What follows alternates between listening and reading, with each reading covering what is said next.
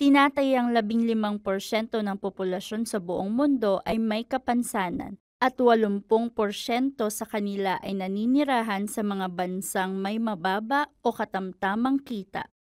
Para sa marami, ang buhay ay maaaring maging hamon dahil sa mga hadlang sa pag-access ng mahalagang serbisyo tulad ng edukasyon at serbisyong pangkalusugan.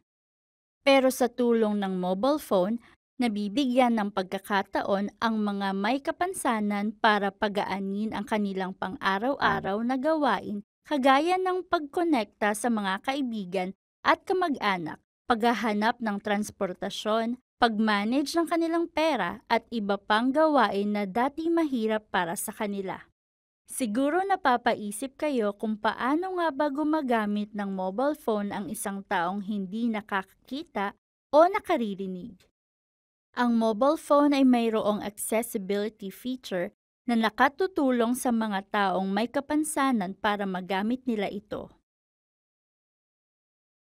Para sa mga taong malabo ang nakikita, maaaring gumamit ng magnification para gawing mas malaki ang mga bagay sa screen. O kaya naman ay palitan ang mga kulay at contrast nito. Para naman sa mga bulag, maaaring gamitin ang talkback at makinig sa kanilang phone nang hindi kailangang makita ang screen.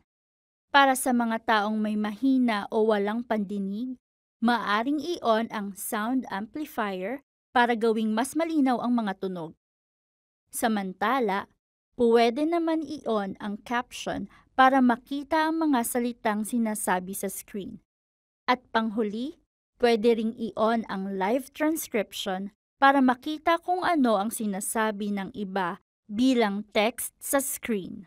Maraming tao ang hindi nakaalam ng mga accessibility feature na ito, lalo't higit kung paano ito gamitin.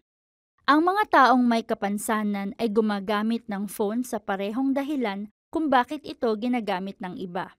Kaya naman, malaking tulong ang accessibility feature na ito para sa kanila. Bakit hindi natin sila tulungan ma-maximize ang paggamit ng mobile phone sa pamamagitan ng assistive technology?